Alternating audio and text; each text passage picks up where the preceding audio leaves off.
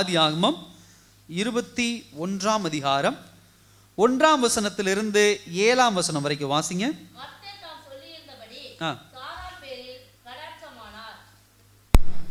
கடாட்சமானார். கர்த்தர் தாம் உரைத்தபடியே சாராளுக்கு செய்தருளினார். ஆபிரகாம் முதிர்வயதாய் இருக்கையில் சாராள் கர்ப்பவதியாகி தேவன் குறித்திருந்த காலத்திலே அவனுக்கு ஒரு குமாரனை பெற்றாள். அப்பொழுது ஆபிரகாம் தனக்கு சாராள் பெற்ற குமாரனுக்கு ஈசாக்கு என்று பெயரிட்டான். தன் குமாரனாகிய ஈசாக்கு பிறந்து 8ஆம் நாளிலே ஆபிரகாம் தனக்கு தேவன் கட்டளையிட்டிருந்தபடி அவனுக்கு விருத்த சேதனம் பண்ணினான். தன் குமாரனாகிய ஈசாக்கு பிறந்தபோது ஆபிரகாம் 100 வயதாயிருந்தான். அப்பொழுது சாராள், தேவன் என்னை நகைக்க பண்ணினார், இதை கேட்கிற யாவரும் என்னோடு கூட நகைப்பார்கள். சாராள் பிள்ளைகளுக்கு பால் கொடுப்பாள் என்று ஆபிரகாமுக்கு எவன் சொல்லுவான்? அவருடைய முதிர் வயதிலே அவருக்கு ஒரு குமாரனை பெற்றேனே என்றாள். கண்களை மூடி தேவன் நோக்கி பார்க்கலாம். அன்பின் பரலோக பிதாவே, இந்த நல்ல நாளுக்காக நன்றி ஆண்டவரே. உடைய வசனம் எங்களோடு பேசட்டும். ஆவியானவர் நீங்கள் எங்களோடு இடைபடுங்க, வழி நடத்துங்க. இயேசுவின் நாமத்தில் ஜெபிக்கிறோம் நல்ல பிதாவே, ஆமென். அல்லேலூயா. அதாவது அற்புதங்களை குறித்து நாம் தியானித்து கொண்டு வருகிறோம். வேதாகமத்திலே மிக முக்கியமான ஒரு அற்புதம் என்ன அப்படின்னு சொன்னால், 100 வயதிலே ஆபிரகாமுக்கு 100 வயது, சாராளுக்கு 90 வயது, 10 வயது வித்தியாசம் ஆபிரகாமுக்கு சாராளுக்கு. அப்படிப்பட்ட நேரத்தில் கர்த்தர் கொடுத்த அற்புதமான ஒரு வாக்குத்தத்தத்தின் பிள்ளையாக ஈசாக்கை கொடுத்தது ஒரு மிகப்பெரிய ஒரு அற்புதம். இன்னைக்கு இந்த அற்புதத்தை ரொம்ப முக்கியமாக ஆபிரகாமை காட்டிலும் இந்த அற்புதத்தினுடைய ஆழத்தை அதிகமாய் உணர்ந்த ஒரு பெண்மணி யார் என்று சொன்னால் சாராள். அல்லேலூயா. ஏன்னா ஆபிரகாமை காட்டிலும் சாராள் அதை ரொம்ப உணர்ந்தாங்க. தன் வயிற்றிலே அந்த குழந்தையை பெற்றெடுக்கும் போது யோசிச்சு பாருங்க, எப்பேற்பட்ட ஒரு சூழ்நிலையில் அந்த மகள் இருக்கிறாள். 90 வயது. அப்போ அந்த காரியம், அந்த அற்புதத்தினுடைய வேல்யூன்னு சொல்லுவாங்க பார்த்தீங்களா, அந்த அற்புதத்தினுடைய மதிப்பு, அதை நன்றாக அறிந்தவர் யார் என்று சொன்னால் சாராள். அல்லேலூயா. அப்போ இந்த சாராளினுடைய பார்வையிலே இந்த அற்புதத்தினுடைய மேன்மையை குறித்து இந்த நாட்களில் நம்ம என்ன பண்ண போகிறோம், இந்த நாளில் தியானிக்க போகிறோம். அதில் ரொம்ப அண்டர்லைன் பண்ணக்கூடிய ஒரு வார்த்தை என்னன்னா, 6ஆம் வசனத்தில் பாருங்க, நகைக்க பண்ணினார் நகைப்பார்கள். இந்த ஒரு வார்த்தை ரொம்ப அண்டர்லைன் பண்ணணும். சிரிப்புன்னு வச்சுக்கலாம். நகைப்பு அப்படின்னா கிண்டல் அப்படின்னு சொல்லலாம். சிரிக்கிறாங்கங்கிறது வேற, நகைக்கிறதுங்கிறது வேற. கிண்டல் பண்ணுறதுங்கிறது தான் நகைக்கிறது அப்படின்னு சொல்லுவாங்க. இப்போ நல்லா கவனிங்க, சிரிப்புங்கிற ஒரு விஷயமும் நகைப்புங்கிற ஒரு விஷயமும் 2 வித்தியாசப்படுகிறது. சில விஷயங்களை, நம்மளுடைய குறைகள், நம்முடைய பலவீனங்களை இந்த உலக மனிதர்கள் கேட்கும்போது சிரிக்கிறதை காட்டிலும் நகைப்பு தான் நம்ம அதை சொல்ல முடியும். அதே போல் நகைப்பவர்கள் நகைத்து கொண்டு இருந்தாலும் உங்களுக்கும் எனக்கும் இந்த சிரிப்பு அப்படிங்கிற அந்த சந்தோஷத்துக்கு ரொம்ப வெகு தொலைவு உண்டு. சாராளுக்கு ஆண்டவர் உனக்கு ஒரு குழந்தை பிறக்க போகிறதுன்னு சொன்ன உடனே சாராளுக்கு சிரிப்பு வரல. சிரிப்புங்கிறது என்னன்னா சந்தோஷத்தில் வருது, உண்மையாக வருது. அப்போ சாராள் போய் ஒளிந்து கொண்டு என்ன பண்ணாங்க, அந்த அம்மா நகைத்தார்கள், கிண்டல் பண்ணாங்க. ஆண்டவர் என்ன பண்ணாங்க, கிண்டல் பண்ணாங்க. ஆண்டவர் சொன்னது அந்த அம்மாவுக்கு தான் சொன்னாங்க. ஆனால் அந்த அம்மானாலே அதை ஏற்றுக்கொள்ள முடியல, அந்த அம்மானால அதை ஜீரணிக்க முடியல. ஸோ அந்த அம்மா என்ன பண்ணுறாங்க, சிரிக்கிறத, நகைக்கிறத நம்ம என்ன பண்ண முடியுது, நம்ம பார்க்க முடியுதே.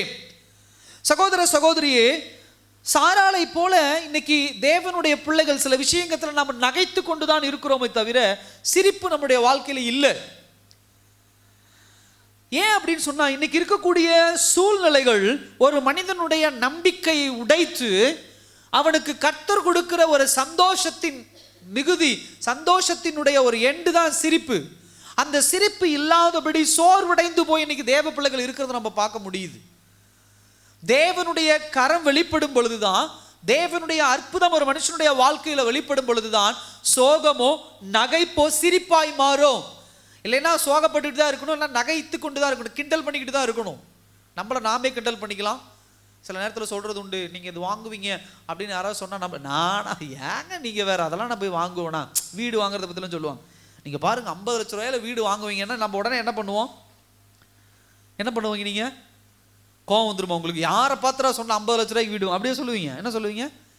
உங்களுக்கு வேற வேலை இல்லை, ஏங்க நீங்கள், நான் எங்கேங்க போய் 50 லட்சம் அப்படி நம்மளே நகைத்துக்கொள்ளும். நம்ம இன்னொருத்தர்கிட்ட சொல்கிறோன்னு வச்சுக்கோங்களேன், எங்க நான் ஒரு 50 லட்ச ரூபாய்க்கு நான் வீடு வாங்குறேன் அப்படின்னு, அடாடா சூப்பர் சந்தோஷங்க நல்லது அப்படியே சொல்லுவாங்க. அப்படி ஒரு சிரிப்பு வரும், அது நகைப்பு. சிரிச்சுட்டு என்ன சொல்லுவாங்க, நீயாவது 50 லட்ச ரூபாய்க்கு வீடு வாங்க, உன்னால முடியுமா, எப்படி உன்னால வாங்க முடியும் அப்படின்னு ஒரு நகைப்பு என்ன பண்ணுவாங்க. சகோதர சகோதரி, இன்னைக்கு இப்படிப்பட்ட ஒரு நகைப்பு தான் இன்னைக்கு தேவ பிள்ளைகள் என்ன பண்ணி கொண்டு இருக்கிறார்கள், தன்னை குறித்தும் தாங்களும் சரி மற்றவர்களிடத்திலும் சரி பெற்று கொண்டு இருக்கிறாங்க. ஏன் அப்படின்னு சொன்னா, தேவன் மீது வைத்திருக்கிற நம்பிக்கை விசுவாசம் எப்பொழுது குறையுமோ அப்பொழுதுதான் ஒரு விதமான இந்த நகைப்புங்கிற ஒரு காரியம் வெளிப்படும். அது உங்களுக்குள்ளிருந்தும் வெளிப்படலாம், உங்களை சுற்றி உள்ளவர்களும் உங்களை பார்த்து அது செய்யலாம். ஸோ விசுவாச குறைபாடு தான் இது. சில நேரங்களில் கர்த்தர் சில காரியங்களில் நம்மளை தாமதிக்க வைக்கலாம். சில நேரங்களில் கர்த்தர் சில நேரங்களில் அமைதியாக இருக்கலாம். என்ன போராடினாலும் அதற்குண்டான பதில் கிடைக்காம இருக்கலாம். அப்படிப்பட்ட அமைதியான நேரங்களிலே தேவ பிள்ளைகளாக நீங்களும் நானும் முதல்ல இழக்கிற ஒரு விஷயம் என்னன்னா, சிரிப்பே வராது. மூஞ்சில் அப்படியே ஒரு கோபம், ஒரு வெறுப்பு, ஒரு சோர்வு, ஒரு பலவீனம், ஒரு உடைந்து போன ஒரு தன்மை எல்லாம் அந்த முகத்தில் அப்படியே என்ன பண்ணும், ஒரு டிவியில் 500 சேனல் வர மாதிரி ஒரே முகத்தில் ஒரே டைமில் 500 சேனல் வெளிப்படும். எல்லாம் ஒரு பக்கம் கோபம் வெளிப்படும், ஒரு பக்கம் வெறுப்பு வெளிப்படும், ஒரு பக்கம் சோர்வு வெளிப்படும், ஒரு பக்கம் கண்ணீர் வரும், ஒரு பக்கம் மூக்கை இழுத்துட்டு ஐயோ போச்சே அப்படிங்கிற மாதிரி ஒரு விஷயம், வாய் கோளாறு, இந்த மாதிரி பிதற்றுதல், இந்த மாதிரிலாம் நிறையா வரும். இது எல்லாம் என்ன ஒரு காரணம் அப்படின்னு சொன்னால், தேவனுடைய வார்த்தையின் மீது நம்பிக்கை இல்லாதபடி இருக்கக்கூடிய ஒரு விஷயம்தான். சாராள் அப்படிப்பட்ட ஒரு சாராளுடைய காரியமும் அப்படிப்பட்ட ஒரு காரியம்தான். சாராளுக்கு ஆண்டவர் 18ஆம் அதிகாரத்தில் வந்து சொல்றாரு, நெக்ஸ்ட் டைம் நான் உன்னை வந்து பார்க்கும்போது, அடுத்த முறை நான் உன்னை வந்து பார்க்கும்போது உன் வீட்டில் ஒரு குழந்தை இருக்க போகுது. அந்த குழந்தை ஆபிரகாமுக்கும் சாராளுக்கும் பிறக்கிற ஒரு குழந்தை. இந்த அம்மா உடனே நகைக்க ஆரம்பிச்சிட்டாங்க. சிரிக்கிறதுல நகைக்க ஆரம்பிச்சிட்டாங்க. என்ன நகைப்பு? டைம் ஆயிடுச்சு, எனக்கு வயசு ஆயிடுச்சு, காலங்கள் கடந்து போயிடுச்சு, இனி எப்படி இது நடக்கும்? First point. ரெண்டாவது, மெடிக்கல் ஃபேக்ட்ஸ். மருத்துவ உலகத்தில் இப்படிப்பட்ட ஒரு காரியம் நடக்க முடியுமா? என் உடல் அதற்கு ஒத்துழைக்குமா? அப்படிப்பட்ட ஒரு விஷயம். மூணாவது, ஹியூமன் லிமிட்டேஷன். மனிதனுக்குன்னு ஒரு எல்லை உண்டு. 30 வயசு, 35 வயசு, 38, 40 பார்டர் ஒரு குழந்தையை பெற்றெடுக்கலாம். 60 வயசுல பெற்றெடுக்க முடியாது, 80 வயசுல பெற்றெடுக்க முடியாது, 90 வயசுல எப்படி பெற்றெடுக்க முடியுது? ஹியூமன் லிமிட்டேஷன் இருக்குல்ல, மனுஷனுடைய எல்லை இவ்வளவுதானே. ஸோ இந்த 3 விஷயங்கள் அந்த அம்மாவுக்கு ஒரு பலவீனத்தையோ சோர்வை கொண்டு வரல, ஒரு ஸ்டேஜை தாண்டினதுக்கு அப்புறம் நகைப்பை கொண்டு வருது, ஒரு கிண்டலை கொண்டு வருது. அல்லேலூயா.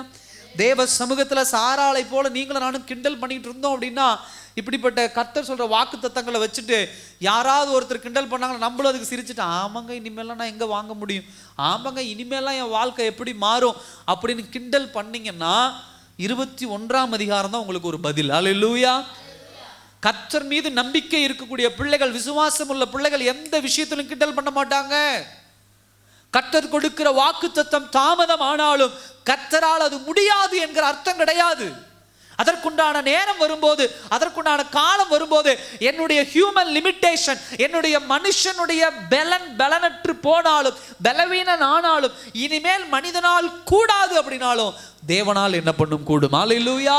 அதுதான் காட்ஸ் மிராக்கிள், அதுதான் தேவனுடைய அற்புதம். கர்த்தருடைய அற்புதத்தை நீங்கள் பெற வேண்டும் என்று சொன்னால், எப்பொழுது மனிதனுடைய கரம் உடைந்து போகிறதோ, எப்பொழுது மனிதனுடைய ஆப்பர்ச்சுனிட்டி, மனிதனுடைய வாய்ப்புகள் முடிந்து போகிறதோ, அங்கிருந்து தான் தேவ அற்புதம் என்ன பண்ணும், தொடங்க ஆரம்பிக்கும். அல்லேலூயா. இப்ப சாராள் இப்படிப்பட்ட ஒரு கான்டெக்ட்ல, சூழ்நிலையில் என்ன பண்றாங்க இருக்கிறாங்க. ஸோ ஒரு 5 காரியங்கள் இந்த வசனங்கள் மூலியமா நாம் பார்க்கலாம். முதலாவது, கண்ணீருக்கு பின்னால் இருக்கும் அமைதியான வழியை என்ன பண்றார், தேவன் பார்க்கிறார். அல்லேலூயா. சகோதர சகோதரியே, நல்லா கவனிங்க. 18ஆம் அதிகாரத்திலே சாராள் அம்மா நகைக்கிறாங்க.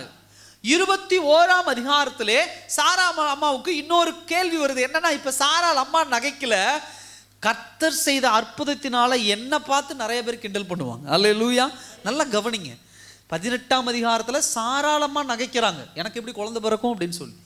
21ஆம் அதிகாரத்துல சாராள் அம்மா என்ன சொல்றாங்க, ஐயோ என்ன பார்த்து எல்லாம் நகைப்பாங்களே, 90 வயது கிழவி ஒரு குழந்தைய பெற்றெடுத்துட்டு உட்கார்ந்து இருக்கிறா, அவ போய் என்ன பண்ண போறா, குழந்தைக்கு தாய்ப்பால் கொடுக்க போறாளே அப்படின்னு போற இடத்துல எல்லாம் என்ன கிண்டல் பண்ணுவாங்களே அப்படின்னு இந்த அம்மா என்ன பண்றாங்க சொல்றாங்க. அல்லேலூயா.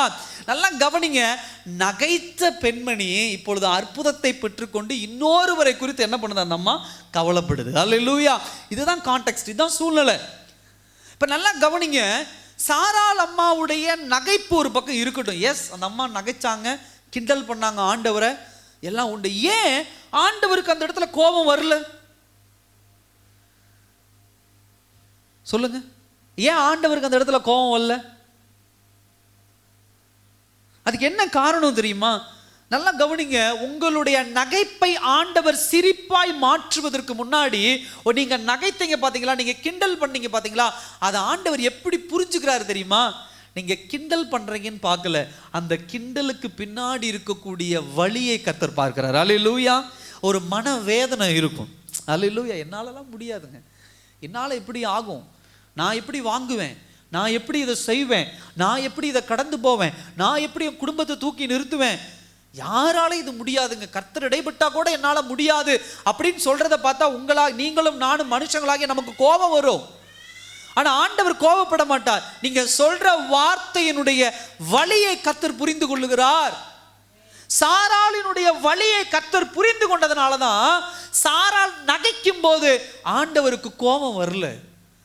அந்த நகைப்புக்கு பின்னாடி இருக்கக்கூடிய வலியை கர்த்தர் என்ன பண்ணுகிறார், புரிந்து கொள்ளுகிறார். ஹிடன் சாரோ அப்படிம்பாங்க, அந்த மறைமுகமாக இருக்கக்கூடிய ஒரு துக்கம். உங்க வாழ்க்கையில நீங்க சில நேரத்துல விசுவாச குறைபாடுனால் நீங்கள் அறிக்கையிடுகிற காரியங்கள் முழுதுக்கும் என்ன காரணம் தெரியுமா? உங்க வாழ்க்கையில் இருக்கக்கூடிய வலி, உங்க வாழ்க்கையில் இருக்கக்கூடிய வேதனை.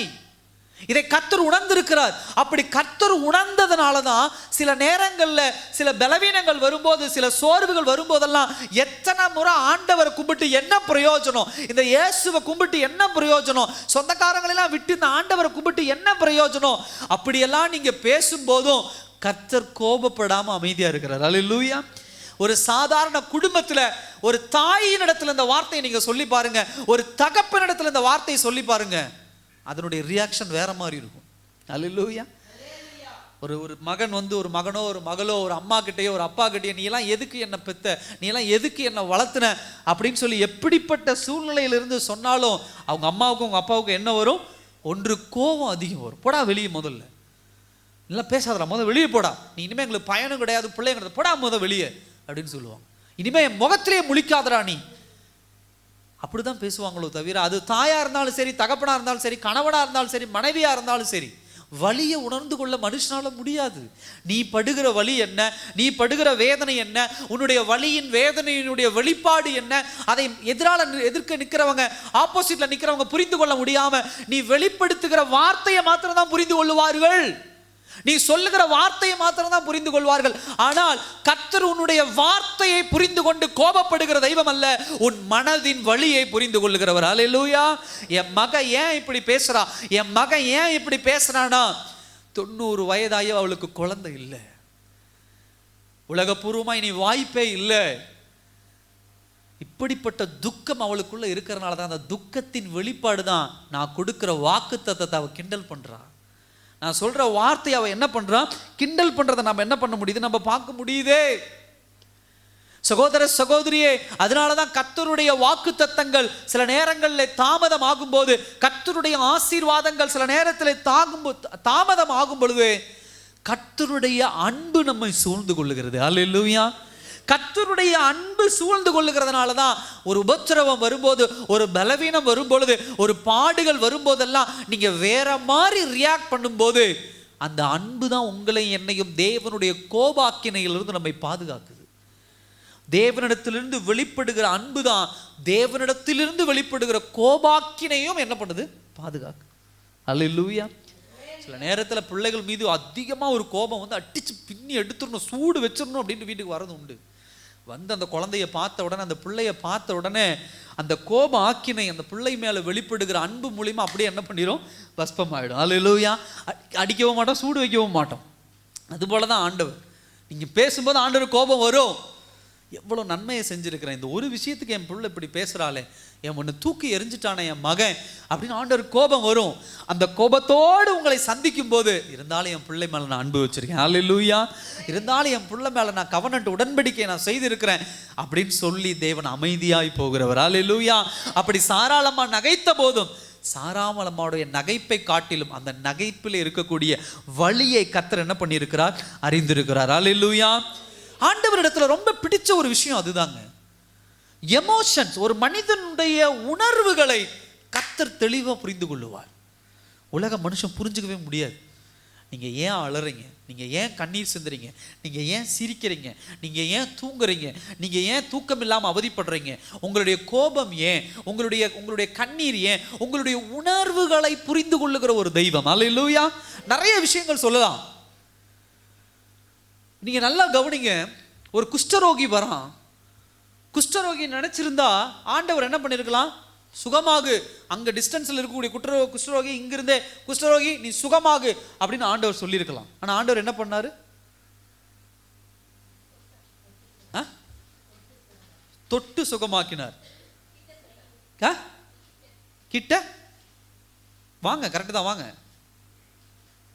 தொலைவில் இருந்து ஆண்டவர் அந்த மனுஷனை நோக்கி கிட்ட வந்தார். அல்லேலூயா. அவனுக்கு சுகம் கொடுக்கிற பாயிண்டை தாண்டி, நான் இங்க இருக்கிறேன், அவன் அங்க இருக்கிறான் அப்படின்னு சொன்னா, இங்க இருந்து அவன் வரல. நல்லா கவனிங்க, அவன் வரல, இவர் கடந்து போனார். அல்லேலூயா. ஏன் அப்படின்னா, எந்த மனுஷனும் குஷ்டரோகி கிட்ட போக மாட்டான். அப்படி கிட்ட போகாததுனால அவனுடைய உணர்வு, எமோஷன் எப்படி இருக்கு, யாரும் என் கிட்ட வரல, யாரும் என் கிட்ட வந்து நின்று பேசுறதுக்கு ஆள் இல்லை. இப்போ நம்ம பக்கம் பக்கம் இப்படி உட்காந்துருக்குறோம். இப்படி உட்காந்துருக்கும்போது ஒருத்தரை மாத்திரம் அங்கே பிரித்து உட்கார வச்சா எப்படி இருக்கும், அது நம்மளா இருந்தால் எப்படி இருக்கும், எவ்வளோ வலி இருக்கும், எவ்வளோ வேதனை இருக்கும். அப்படிதான் காலம் முழுவதும் அவன் என்ன பண்ணான், கிட்ட யாரும் போகல. நல்லா கவனிங்க, அவனுக்குள்ள இருக்கக்கூடிய குஷ்டரோகத்தின் வலியை காட்டிலும், அவனுக்குள்ள இருக்கக்கூடிய குஷ்டரோகத்தின் வேதனையை காட்டிலும் யாரும் என் கிட்ட வரலங்கிறது அவனுடைய எமோஷன், அவனுடைய உணர்வு. அதனாலதான் ஆண்டவர் தூரத்திலிருந்து சுகமாகு அப்படின்னு சொல்லிட்டு வந்து அவனை தொடல, அவன் நோயோடு இருக்கும்போது அவன் கிட்ட வர்றாரு. அல்லேலூயா. அவர் நடந்து வந்து குஷ்டரோகியை தொடராரு. முதல்ல சுகமானதுக்கு அப்புறம் தொடல. அல்லேலூயா. நீ நல்லா வீடு கட்டினதுக்கு அப்புறம் உன் வீட்டில் வந்து சாப்பிட்றேன் அப்படி இல்லை, நீ ஆசீர்வாதமா இருக்கும்போது உன் வீட்டுக்கு வரேன் அப்படி இல்லை. உலக மனுஷன் அப்படி தானே சொல்லுவான். நீ நல்லா இரு அப்ப நான் வரேன், உன்கிட்ட காசு இருக்கும்போது நான் வரேன், இப்படிதான் உலக மனுஷன். இதுதான் எமோஷன், இதுதான் உணர்வு. ஆனா கர்த்தர் என்ன பண்ணார், அவன் வியாதியோடு இருக்கும்போது அவன் கிட்ட வந்தார். அல்லேலூயா. கர்த்தர் அந்த உணர்வுகளை புரிந்து கொள்ளுகிற ஒரு தெய்வம். நீங்களும் நானும் தெளிவா புரிந்து கொள்ளணும். உங்களை ஆசீர்வதிச்சுட்டு ஆண்டவர் கிட்ட வருகிறவர் அல்ல. நீங்க நல்லா கவனிங்க, சாராளுக்கு ஆண்டவர் குழந்தையை கொடுத்துட்டு வந்திருந்தாருன்னா சாராள் அப்படி நகைச்சிருப்பாங்களா? நகைச்சிருக்க மாட்டாங்க. ஆனா ஆண்டவர் அதுக்கு முன்னாடியே 18ஆம் அதிகாரத்திலேயே வந்து, கொஞ்ச நாளுக்கு முன்னாடியே வந்து ஆண்டவர் அவங்க வீட்டில் வந்து உட்கார்ந்து சாப்பிட்டு, அந்த அம்மா பலவீனத்தோடு இருக்கும்போது, சோர்வோடு இருக்கும்போது, உனக்கு ஒரு குழந்தை இருக்குதுமா ஆண்டவர் சொல்றாரு. அல்லேலூயா.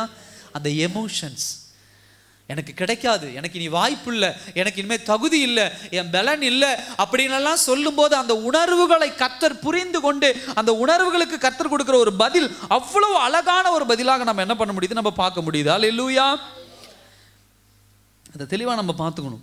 பைபிளில் நிறைய உதாரணங்கள் நம்ம சொல்லலாம். அது உணர்வுகளை ரொம்ப கர்த்தர் என்ன பண்ணுவார், மதிப்பு கொடுக்கிறவராக என்ன பண்ணுகிறார் இருக்கிறார். அண்ணால் அதே போலதான் உட்கார்ந்து அந்த அம்மா அழுதாங்க தெய்வ சமூகத்தில். அல்லேலூயா. அழுகும் பொழுது பார்க்குறவங்க எல்லாம் தண்ணியை போட்டு வந்து குடிச்சிட்டு வந்து அண்ணால் அழுதுட்டு இருக்கிறா அப்படின்னாங்க. இல்லை, அந்த அம்மாவுடைய உணர்வு அது, எமோஷன்ஸ் அது. அந்த எமோஷனை கர்த்தர் வேல்யூ பண்றவரா இருக்கிறார், மதிப்பு கொடுக்கிறவரா இருக்கிறார். உங்களுடைய உணர்வுகளை எத்தனை பேர் இந்த உலகத்தில் மதிக்கிறாங்க? ஒருத்தர்கிட்ட நீங்கள் அலறீங்கன்னா முன்னாடி ஊன்னு கேட்டு அந்த பக்கம் போய் கிண்டல் பண்ணுவாங்க. உங்களுடைய கோபத்தை முன்னாடி பார்த்துட்டு அந்த பக்கம் போய் ஜோக் அடிப்பாங்க. உன்னுடைய எமோஷன்ஸ் இந்த உலகத்தில் யாராலும், உணர்வுகளை யாராலும் புரிந்து கொள்ள முடியாது, யாராலும் புரிந்து கொள்ள முடியாது. நீங்கள் ஏன் அலறீங்க, நீ சில பேர் சொல்ல இந்த விஷயத்துக்கெல்லாம் போய் அழுவாங்களா, ஏப்பா இவ்வளோ விஷயம் நடந்திருக்கு நீ அழமாட்டையா அப்படின்னு சொல்றது உண்டு. ஏன் இப்படி இழப்பு ஆயிருக்குது, நீ எப்படி தைரியமாக சாப்பிட்ற, உன் குடும்பம் இந்த நிலைமைக்கு போயிருக்குது, நீ எப்படி சாப்பிட்ற, உனக்கெல்லாம் எப்படி தூக்கம் வருது, இல்லை உலகத்தில் பேசுகிறாங்களா இல்லையா? என் எமோஷன்ஸை கர்த்தர் புரிந்து கொள்கிறார். அல்லேலூயா. நான் ஏன் சாப்பிட்றேன், நான் ஏன் தூங்குறேன், எனக்குள்ள இருக்கிற பிரச்சனையை வச்சுட்டு ஏன் நான் அப்படி கடந்து போறேன், இதெல்லாம் மனிதர்கள் புரிந்து கொள்ள முடியாது. அவர்கள் கேலி பண்ணுவாங்க, கிண்டல் பண்ணுவாங்க, எகத்தாளம் பேசுவாங்க, இல்லை என்னை தூக்கி எறிந்து அவமானப்படுத்துவார்கள். ஆனால் என் கர்த்தர் என்னை புரிந்து கொள்ளுகிறவர், என் எமோஷன்ஸை கர்த்தர் புரிந்து கொள்ளுகிறவர். அதனாலதான் குஷ்டரோகியை நடந்து வந்து முதல்ல தொட்டாரு. தொட்ட உடனே அவனுக்கு சுகம். ரெண்டாவது, முதல்ல அவனுக்கு அவனுடைய எமோஷன்ஸ், அவனுடைய உணர்வு புரிந்துட்டு செஞ்ச உடனே அவனுக்கு ரொம்ப சந்தோஷமாயிருச்சு. எஸ், என்ன ஒரு மனுஷன் தொட்டுட்டாரியா, என்ன மனுஷன் நம்பிக்கிட்ட வந்துட்டாரியா, என் கிட்ட வந்து நின்றுட்டாரியா, என் கையை தொட்டுட்டாரியா, நான் நோயோடு இருக்கும்போதே என் கையை என்ன தொட்டுட்டாரியா, உன் நோய் சுகமாகட்டு நான் வரேன். அது ரெடியானது கொரோனா காலத்தில் நம்ம பார்த்தோம், அந்த உலகத்தினுடைய வேடிக்கை நம்ம பார்த்தோம். அல்லேலூயா. பார்த்தீங்களா இல்லையா? ஒரு இன்சிடென்ட் சொல்லுங்க பார்க்கலாம் யாராவது. ஒரு ஒரு ஒரு ஒரு வசதிப்பட ஒரு துபாயில் வேலை செய்யக்கூடிய ஒரு ஆள், ஒரு கணவர், அவர் என்ன பண்ணுறாரு, இத்தனை வருஷம் அந்த குடும்பத்துக்கு சாப்பாடு, அந்த அம்மாவுக்கு அந்த பிள்ளைகளுக்கெல்லாம் சாப்பாடு போட்டு அந்த அம்மாவுக்கு எல்லாம் பண்ணி வச்சு வீட்டை கட்டினது அவர். துபாயிலிருந்து ஃப்ளைட்டு பிடிச்சி மனுஷன் வந்து இறங்கி வீட்டு வாசலில் நிற்கிறாங்க. பொண்டாட்டி என்ன பண்ணல, வீட்டுக்குள்ளே ஏற்றுக்கல. அப்படியே நீ என்ன பண்ணிடு, ஹாஸ்பிட்டல் போயிடு. இந்த இன்சிடென்ட் தெரியுமா தெரியாதா உங்களுக்கு? அப்படியே நீ ஹாஸ்பிட்டல் போயிடு. இன்னொரு இடத்துல ஒரு அம்மா சொன்னாங்க, அழகாக சொன்னாங்க, கொரோனானால சாக கிடக்கிறேன், நான் எல்லாத்தையும் கூப்பிடுறேன், யாருமே எனக்கு வந்து உதவி பண்ணலை. அப்படி இருக்கும்போது ஒரு கார் டிரைவர், அந்த அம்மாவுடைய வீட்டுக்காரர் கூட அந்த அம்மாவுக்கு சப்போர்ட் பண்ணல, அந்த அம்மாவோட கூட இருந்தவங்க சப்போர்ட் பண்ணல, பிள்ளைகள் சப்போர்ட் பண்ணல. ஒரு கார் டிரைவருக்கு ஃபோன் அடிச்சும்போது அவங்க வந்தாங்களாம், ஐயா எனக்கு இந்த மாதிரி கொரோனா, நான் சாக கிடக்கிறேன், ஏதாவது ஹாஸ்பிட்டலில் சேர்த்தும் போது வாங்கம்மா அப்படின்னு சொல்லி காரில் அந்த அவர் ஏற்றி கொண்டு ஒவ்வொரு ஹாஸ்பிட்டலாக போய் கேட்டு என்ன பண்ணாரா, எந்த ஹாஸ்பிட்டலும் அட்மிஷன் இல்லை. அப்போ நிறையா ஹாஸ்பிட்டல்கள் சுற்றி கடைசியில் ஒரு ஹாஸ்பிட்டலில் போய் சேர்த்துட்டு அவர் போயிட்டாரம்மா. இப்படிப்பட்ட காரியங்கள் எல்லாம் நம்ம கேட்டது உண்டு. அப்போ அந்த அம்மாவுடைய எமோஷன்ஸ் எப்படி இருந்திருக்கும், உணர்வுகள் எப்படி இருந்திருக்கும், அதே போல தான் அந்த குஷ்டரோகி அன்னைக்கு இருந்தான். கர்த்தர் அப்படிதான் நம்மை தொடுகிறவராக இருக்கிறார். அல்லேலூயா. ரெண்டாவது விஷயம் பாருங்க, சாராளுடைய அந்த அற்புதத்தில் முடியாததை முடித்து அதை சந்தோஷமாய் மாற்றுகிறவர். அல்லேலூயா. நல்லா கவனிங்க, ரெண்டாவது பாயிண்ட் அதுதான். கர்த்தர் எது முடியாதுன்னு சொல்றோமோ அதை முடித்து காட்டுகிறவராக இருக்கிறார். அல்லேலூயா. கர்த்தர் வைராக்கியம் உள்ளவர். அதனால தான் சில நேரங்களில் நீங்கள் தேவ சமூகத்தில் வார்த்தையை உபயோகப்படுத்தும் போது ரொம்ப கவனமாக உபயோகப்படுத்துங்க. இன்னும் சில நேரங்களில் கவனித்து பாருங்க, நீங்களே எதிர்பார்க்காத சில அற்புதங்களை ஆண்டவர் உங்கள் வாழ்க்கையில் செய்வார். நீங்கள் அந்த அற்புதத்தை கேட்டிருக்க மாட்டீங்க, நீங்கள் அந்த அற்புதத்துக்காக ஜெபிச்சிருக்க மாட்டீங்க, நீங்கள் அந்த அற்புதத்துக்காக உபவாசம் இருந்திருக்க மாட்டீங்க. ஆனால் அந்த அற்புதம் உங்கள் வாழ்க்கையில் நடக்கும். என்ன பாஸ்டர், என்ன ஆண்டவரே, நான் அதை கேட்டால் எனக்கு கிடைக்கல, இதை கேட்டால் எனக்கு கிடைக்கல, ஆனால் எப்படி ஆண்டவர் இது மட்டும் எனக்கு கிடைக்குதுன்னா, யாராவது ஒருவர் உங்களை கிண்டல் பண்ணியிருப்பாங்க. அல்லேலூயா. சிம்சோனுடைய சம்பவம் அதுதான். சிம்சோன் கடைசியாக என்ன பண்ணப்படுறான், பொம்மை விளையாட்டு காட்டிட்டு இருக்கிறான். விளையாட்டு காட்டிட்டு இருக்கும்போது எல்லாரும் என்ன பண்ணுறாங்க, கேலியும் கிண்டலும் பண்ணுறாங்க. கேலியும் கிண்டலும் பண்ணும்போது சிம்சோன் ஆண்டவர்கிட்ட கேட்குறான், ஆண்டவரே எனக்கு கடைசியாக ஒரு நிமிஷம் எனக்கு பலன் கொடுங்க, நான் இதை ஒன்றும் இல்லாமல் ஆக்கிறேன் அப்படின்னு சொல்லி. அப்படி ஆக்கும்போது இது என்ன பண்ணுறாரு, திடீர்னு அவனுக்கு ஒரு பலன் வருது, இப்படி பிடிச்சி இழுக்கிறான், தூண் இடிஞ்சு விழுந்து, கட்டடம் இடிஞ்சு விழுந்து, உள்ளே எல்லாமே மறித்து போயிடுறாங்க. 2 இன்சிடென்ட் அங்கே நடக்குது. ஒரு இன்சிடென்ட் சிம்சோன் ஜெபம் பண்ணது, இன்னொரு இன்சிடென்ட் என்ன,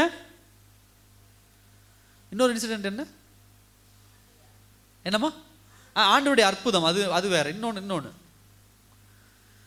இன்னொன்று என்னன்னா, அந்த மைதானத்தில் இருக்கிறவர்கள் எல்லாருமே எப்படி பேசுவாங்கன்னா, ஓ ஆண்டவர் தோத்து போயிட்டார். என்ன பண்ணிட்டாரு, ஓ ஆண்டவர் தோத்து போயிட்டார், ஓ ஆண்டவர் பாரு அவரால் இனிமே முடியாது, ஓ ஆண்டவரை நாங்கள் ஜெயிச்சிட்டோம், எங்கள் ஆண்டவர் தான் பெரிய ஆளு, நாங்கள் தான் பெரிய ஆளு, நாங்கள் தான் பெருசாக பேசின உடனே ஆண்டவர் கோவம் வந்துருச்சு. அல்லேலூயா. அதனால தான் அவ்வளவு தவறு சிம்சோன் பண்ணியிருந்தாலும், இனிமேல் அவன் மேல அந்த அபிஷேகம் இறங்காதுங்கிற ஒரு கான்செப்ட் இருந்தாலும், இவங்க பேசின வார்த்தையால முடியாததை முடித்து என்ன பண்ணார், அங்க இருக்கிறவனை முடிச்சிட்டார் ஆண்டவர். அல்லேலூயா. அதை தெளிவா நம்ம என்ன பண்ணணும் பார்க்கணும். இன்றைக்கு உங்களுடைய வாழ்க்கையில எந்தெந்த காரியங்கள் எல்லாம் கேலியும் கிண்டலுமா இருக்கிறதோ அந்த காரியங்களை எல்லாம் கர்த்தர் வருகிற நாட்களிலே சாட்சியாய் மாற்றப் போகிறார். அல்லேலூயா. சாராளுடைய வாழ்க்கையிலே அவளுக்கும் சரி மற்றவர்களுக்கும் சரி கேலியும் கிண்டலுமா இருந்த விஷயம் என்ன, குழந்தை பிறக்க போகுது. சாராள் வாய் சும்மா இருக்குமா? சாராள் நகைச்சிட்டாங்க. அப்புறம் மற்றவங்க எல்லாம் போய் என்ன பண்ணியிருப்பாங்க, சொல்லியிருப்பாங்களா மாட்டாங்களா? நீங்கள் சாராளுக்கு பக்கத்து வீடுன்னு வச்சுக்கோங்க. அல்லேலூயா. இருக்கிற நீங்கள் எல்லாருமே சாராள் அம்மாவுக்கு பக்கத்து வீடு. இங்கே யாரும் சாராள் அம்மா இல்லை சரி, சாராள் அம்மாவுக்கு பக்கத்து வீடு நீங்கள் எல்லாமே.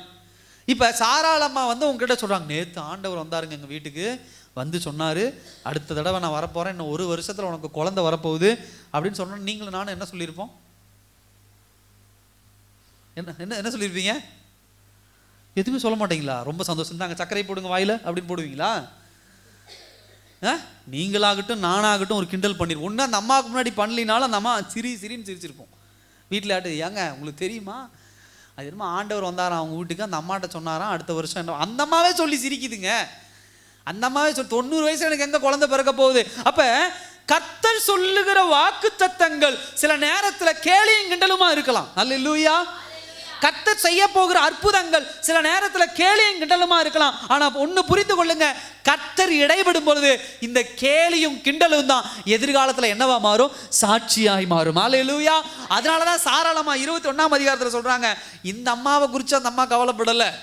பாருங்க 21ஆம் அதிகாரத்துல என்ன சொல்றாங்க, அப்பொழுது சாராள், தேவன் என்னை நகைக்க பண்ணினார், இதை கேட்கிற யாவரும் என்னோடு கூட என்ன பண்ணுவார்கள். அந்த அம்மாவுக்கு பிரச்சனை பாருங்க. அப்ப எத்தனை பேர் இதுவரை கிண்டல் பண்ணியிருக்காங்க, இப்ப அந்த அம்மாவுக்கு குழந்தை பிறந்தும் அந்த கிண்டல் தான். அல்லேலூயா. சில நேரத்தில் அப்படிதான், கவலைப்படாதீங்க. கர்த்தர் சில வாக்குத்தத்தங்களை கொடுக்கும்போது அதை கேலியும் கிண்டல் உங்க வீட்டில் பண்றாங்களா, சுத்தி இருக்கிறவங்க பண்றாங்களா, எழுதி வச்சுக்கோங்க. இன்னைக்கு எந்தெந்த விஷயத்தை கேலியும் கிண்டலும் பண்றாங்களோ அந்தந்த விஷயங்கள்லாம் ஒரு நாள் சாட்சியா மாறும். கர்த்தர் மாற்றுவார். அந்த வாயே சொல்லும், அன்னைக்கு கூட சொன்ன, நான் விளையாட்டா நினைச்சேன், இன்னைக்கு செஞ்சு காமிச்சிட்டியே, ஆண்டவர் உனக்கு சாதிச்சு கொடுத்துட்டாரே, ஆண்டவர் உனக்கு செஞ்சுட்டாரே இந்த காரியத்தை, உன் கடவுள் உனக்கு இதை செஞ்சுட்டாரே சொல்லும். அது 90 வயசு ஆயிருக்கலாம், அது 10 வருஷம் கடந்து போயிருக்கலாம், 20 வருஷம் ஆயிருக்கலாம், 30 வருஷம் ஆயிருக்கலாம். கவலைப்படாதீங்க. சாராளுக்கு செய்தது போல கர்த்தர் செய்கிறவராக இருக்கிறார். அல்லேலூயா. ஏன் அப்படின்னு சொன்னா நல்லா கவனிங்க, முடியாததை முடித்து வைக்கிற தெய்வம். என்னென்ன முடியாத விஷயம் சாராளுடைய வாழ்க்கையில, முதலாவது விஷயம் என்ன அப்படின்னா ஹியூமன் கண்டிஷன். கர்த்தர் ஒரு வாக்குத்தத்தம் கொடுக்கிறாருன்னா அந்த விஷயம் எப்பொழுதுமே உங்களுடைய திறமைக்கும் என்னுடைய திறமைக்கும் முடியாத ஒரு காரியமா தான் இருக்கும். அல்லேலூயா. கம்மியா சொல்றீங்களே, ஆமாவே இல்லையா? ஒரு வாக்குத்தத்தத்தை கர்த்தர் உங்களுக்கு கொடுக்குறாருன்னா, ஒரு 2 கிலோ அரிசி வாங்குவேன் அப்படியே சொல்லி வாக்குத்தத்தம் கொடுப்பாரு இல்ல. எல்லாம் நல்லா கவனிச்சு பாருங்க. ஒரு வாக்குத்தத்தத்தை கர்த்தர் கொடுக்குறாருன்னா, ஆண்டவர் இது எப்படி ஆகும்? மரியாள் கேட்ட மாதிரி, ஆண்டவர் எப்படி ஆண்டவர் என் வயிற்றுல குழந்தை பிறக்கும்? பரிசுத்த ஆவியானவரும் வயிற்றுக்குள்ள வருவாங்க, வந்து அங்க ஒரு கன்சீவ் ஆகும், அங்க ஒரு குழந்தை உருவாகும். அல்லேலூயா. மனுஷனால் கால்குலேஷன் போடவே முடியாது, கணக்கிடவே முடியாது. 5 அப்பம் 2 மீனை வச்சு எப்படி ஆண்டவரே 60,000 பேருக்கு சாப்பாடு கொடுக்கிறது? கணக்கிட முடியாது. அப்ப கர்த்தர் செய்கிற அற்புதங்கள் உங்களுடைய வாழ்க்கையிலும் என்னுடைய வாழ்க்கையிலும் ஒருபோதும் மனிதனால் கணக்கிட முடியாத அற்புதமா தான் இருக்கும். அப்ப மனிதனால் கணக்கிட முடியாத ஒரு விஷயம் அப்படின்னா, கர்த்தர் செய்ய போகிற காரியத்தை உங்ககிட்ட சொல்றாருன்னா தயவு செய்து நீங்க அதை வச்சு ஜெபிச்சுட்டு மாத்திரம் இருங்க, வெளியே போய் சொல்லிடாதீங்க. அல்லேலூயா. அப்படி சொன்னீங்கன்னா உன்னால் ஆகுமா, உன் குடும்பத்தால் ஆகுமா, நீ வச்சிருக்கிற பிள்ளைகளை வச்சு ஆகுமா, உன் வீட்டுக்கார வச்சு இதெல்லாம் நடக்குமா, உன் மனைவி வச்சு ஆகுமா, எங்க அங்க இருக்கா இங்க இருக்கா, அதுல இருந்து வருமா இதுல இருந்து வருமா, இப்படி கேலியும் கிண்டல் தான் என்ன பண்ணுவாங்க. முதல் காரியம் அது. 2வது காரியம், ஒரு காரியத்தை நீங்க என்ன பண்ணணும் புரிந்து கொள்ளணும். மனிதனால் கடினமா இருக்கிற காரியத்தை கர்த்தர் சில நேரத்துல ஈஸியா ரிசீவ் பண்ண வச்சிருவார். அல்லேலூயா. கடினமான விஷயமா இருக்கும், இதெல்லாம் வாய்ப்பே இல்லைங்க, கடினமான ஒரு நடக்கிறதுக்கு வாய்ப்பே இல்லைங்கன்னு போவோம், ஒரு எஃபர்ட்டும் போட மாட்டோம், ஒரு காரியத்தை இங்கிட்டு இருக்கிறத பற்றி நவுத்தி வைக்க மாட்டோம். ஒரு கல்லை ஆண்டவர் அவ்வளோ சுலபமாக காரியத்தை முடிப்பார். அல்லேலூயா. இந்த 5 அப்பம் 2 மீன் கான்செப்ட் அதுதான். என்ன பண்ணாங்க அவங்க? 5 அப்பத்தை வாங்கி ஊதிக்கிட்டு இருந்தாங்களா? இல்லை. 5 அப்பத்தை வாங்கி கொஞ்சம் கொஞ்சமாக பிச்சு ஒவ்வொரு கூடையில் போட்டுட்டு இருந்தாங்களா? இல்லை. என்ன பண்ணாங்க? 5 அப்பம் 2 மீனை வாங்கின, ஏப்பா 12 கூடை எடு, ஒவ்வொன்றிலையும் போட்டியா போய் கொடு, அவ்வளோதான். அற்புதங்கள் வருவதற்கு தாமதம் இருக்கலாம், ஆனால் அற்புதத்தின் நேரம் வரும்போது சுலபமா பெற்றுக்கொள்வோம். கையை தட்டி தேவனுக்கு நன்றி சொல்லலாமா? எப்படி பெற்றுக்கொள்வோம்? சுலபமா. நீ எந்த நீங்களா சில விஷயங்களை கையெடுத்து வச்சு கால் எடுத்து வச்சு தான் உளுந்து போராடிட்டு இருக்கிறீங்க, ரத்த காயம்லாம் வாங்கிட்டு இருக்கிறீங்க. கர்த்தர் ஒரு காரியத்தை உங்க வாழ்க்கையில செய்யறாருன்னா, நீங்க ஒண்ணுமே வீட்டில் தலைவாணி போட்டு ஏசியை போட்டு ஃபேனை போட்டு தூங்குற மாதிரி தூங்கிட்டு இருப்பீங்க, காரியம் அது மாத்திரம் வாய்க்க செய்யும். அல்லேலூயா. திராட்சை ரசத்துக்கு ஆண்டவர் என்ன பண்ணாரு? பக்கத்து ஊர்ல போய் திராட்சை தோட்டத்தில் ஒரு 500 கிலோ திராட்சை வாங்கிட்டு வாங்க, அதை போடுங்க, நான் கையை வைக்கிறேன், திராட்சை அப்படி சொன்னாரா? சக்கரை ஒரு 10 கிலோ கூட்டுங்க சொன்னார் ஆண்டவர்? இல்லை நாட்டு சக்கரை ஒரு 10 கிலோ கூட்டுங்க சொன்னார் ஆண்டவர்? விலை உயர்ந்த கற்சாடியை கொண்டு வாங்க சொன்னார் ஆண்டவர்? என்ன சொன்னாரு? கைகால்கள் கழுவதற்கு உடஞ்சி கோணலும் கிறுக்குமா இருக்கிற அந்த 6 கற்சாடியில் எதை ஊத்துங்க? அல்லேலூயா. தண்ணியை பழைய திராட்சை ரசத்தையாவது கொஞ்சம் ஊற்றி வைப்பான்னு சொன்னாரா? இல்லை. எவ்வளோ ஈஸியா காரியம் முடியுது பாருங்க. அல்லேலூயா. அதே போல எலியா தீர்க்கதரிசி ஒரு வயசான அம்மா வீட்டுக்கு போகும்போது என்ன நடந்ததாங்க? கொஞ்சமாவும் கொஞ்சம் எண்ணெயும் மூட்டை மூட்டையாக ஆண்டவர் அந்த மூட்டையை அடிக்கவே ஒரு லாரியில் கொண்டு வந்து அடுக்கி வச்சு சாப்பிட இல்லை. இன்னைக்கு போகிறாங்க, அந்த அம்மா மாவு எடுத்துறாங்க, எண்ணெய் எடுத்து சுடுறாங்க. அடுத்த நாள் பார்த்தா அந்த மாவு எண்ணெய் அப்படியே இருக்குது. கொஞ்சம் மாவும் கொஞ்சம் எண்ணெயும் தீராமல் அப்படியே இருக்குது. அதுக்கு எந்த எஃபோர்ட்டும் போடலை. போய் அந்த கல்லை கொண்டு வந்து வெயி, குண்டாவை மூடி வெயி, குண்டாவை திருப்பி வெயி, வடக்கு புறமா வெயி, தெற்கப்புறமா வெயி, கிழக்கு பார்த்து வெயி, அப்படிலாம் ஆண்டவர் சொல்லவே கிடையாது. அல்லேலூயா. அதை தெளிவாக என்ன பண்ணணும், புரிந்து கொள்ளணும். அதே போல் மூணாவது காரியம் என்ன அப்படின்னு சொன்னால், கடவுள் ஒரு காரியத்தில் இடைபடுகிறார் அப்படின்னு சொன்னால் அந்த காரியத்திற்குண்டான அற்புதம் எப்படிப்பட்டதாக இருக்கும் அப்படின்னா ஷாக்காக இருக்கும். அல்லேலூயா. எப்படி இருக்குங்க? அதனால தான் நமக்குள்ள அவ்விசுவாசம் வருது. அந்த விசுவாசம் எப்படிப்பட்டதாக இருக்கிறது? விசுவாசம் இல்லாத தன்மையாக என்ன பண்ணுது, வருது. சில நேரங்களில் பேதுருவை போல நீங்களும் நானும் அப்படிதான். ஆண்டவர் என்ன சொல்றாரு, இறங்கி வாப்பான்றார். என்ன பண்ணிடுறாரு, இறங்கி வாப்பான்றார். இது எப்பேற்பட்ட ஒரு விஷயம். நான் அங்கே வரேன் அப்படின்னு ஆண்டவர் சொல்லலை, நீ இறங்கி வா அப்படின்றார். திடீர்னு என்ன ஆயிடுச்சு, பேதுருக்கு ஒரு ஷாக்கான மாதிரி தான் அந்த விஷயத்தில். சில நேரங்களில் கர்த்தர் செய்கிற அற்புதம் அப்படிதான் இருக்கும். எதிர்பாராத நேரங்களில், எதிர்பாராத இடங்களிலே இப்படிப்பட்ட ஷாக்கான விஷயங்களை செய்யறது தான் தேவனுடைய அற்புதமாக இருக்கிறது. அல்லேலூயா. அடுத்தது மூணாவது பாயிண்ட் பாருங்க. 2 பாயிண்ட் முடிச்சிருக்கேன். மூணாவது பாயிண்ட் பாருங்க. தேவன் நீண்ட துக்கத்திற்கு பிறகு இரட்டிப்பான சந்தோஷத்தை தருகிறார். அல்லேலூயா. தேவன் நீண்ட துக்கத்திற்கு பிறகு இரட்டிப்பான சந்தோஷத்தை தேவன் தருகிறவராக இருக்கிறார். நல்லா கவனிங்க. சாராளுடைய வாழ்க்கையில் நடந்த இந்த அற்புதம், இந்த ரெஸ்டரேஷன், இந்த புதுப்பிக்குங்கிற பார்த்தீங்களா, எனக்கு எப்படி நம்ம அதை பார்க்கலாம் அப்படின்னு சொன்னால், சாராள் அம்மாவுடைய சரீரத்தை 90 வயதில் ஆண்டவர் என்ன பண்ணியிருக்கிறார், புதுப்பிச்சிருக்கிறார். அல்லேலூயா. எப்படி புதுப்பிச்சிருக்கிறாரு? 90 வயது வரைக்கும் 90 வயதுக்குண்டான சரீரத்தினுடைய முதிர்ச்சி, அந்த கர்ப்பப்பையினுடைய முதிர்ச்சி, அந்த சரீரத்தினுடைய உடல் பாகங்களுடைய முதிர்ச்சி எல்லாமே அந்த கரு உருவாவதற்கு முன்பாக அந்த சரீரம் 90 வயதிற்குண்டான சரீரமா இருந்துச்சு. அப்படிப்பட்ட சரீரத்துல கண்டிப்பா குழந்தை பிறக்கிறதுக்கு வாய்ப்பு இல்லை. இப்ப கர்த்தர் ஒரு அற்புதம் செய்ய போறார் அப்படின்னு சொன்னா எப்படி வருது, அந்த தாயினுடைய சரீரத்தை முழுவதும் கர்த்தர் என்ன பண்ணிட்டாரு, மாத்திட்டார், புதுப்பிச்சுட்டார். அதனாலதான் நம்ம கிண்டல் பண்ணுது. என்ன கிண்டல் பண்ணுது? 7ஆம் வசனத்தை வாசிங்க.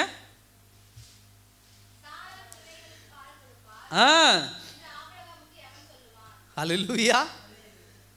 நம்மாவுக்கு 90 வயதுல தாய்ப்பால் கொடுக்கறதுக்கு உண்டான எந்த சரீரத்தினுடைய மாற்றமும் கிடையாது. அப்ப ஆபிரகாம் கிட்ட போய் குழந்தை பிறந்துருச்சுப்பா, ஈசாக்குக்கு சாராள் தாய்ப்பால் கொடுத்துட்டு இருக்கிறாங்க அப்படின்னு சொன்னா வெளியே இருக்கிறவங்க எல்லாம் என்ன சொல்லுவாங்க, 90 வயசு கிழவியா, சரீரம் எப்படி அது சரீரம் ஏற்றுக்கொள்ளும், சரீரம் எப்படி ஒத்துழைக்கும், எப்படி அந்த தாய்ப்பால் ஜென்ரேட் ஆகும், எப்படி உருவாகும் அந்த தாய்க்குள்ள. உலகம் இப்படிதான் நகைக்கும், இப்படிதான் கிண்டல் பண்ணும். ஆனா ஒரு காரியம் புரியாது, வெளிப்படையாக சாராளுடைய வயசு 90 என்று உலகம் கணக்கு போட்டு கொண்டிருக்கிறது. ஆனால் எப்பொழுது ஆண்டவர் அற்புதம் செய்ய தொடங்கினாரோ அப்பொழுதே சாராளுடைய சரீரத்தை ஒரு வாலிப பெண்ணினுடைய சரீரத்தை போல கர்த்தர் புதுப்பிச்சுட்டார். அல்லேலூயா. அந்த அற்புதத்தை ருசி பார்க்கிற ஒரு பெண்ணை போல கர்த்தர் புதுப்பிச்சுட்டாரு.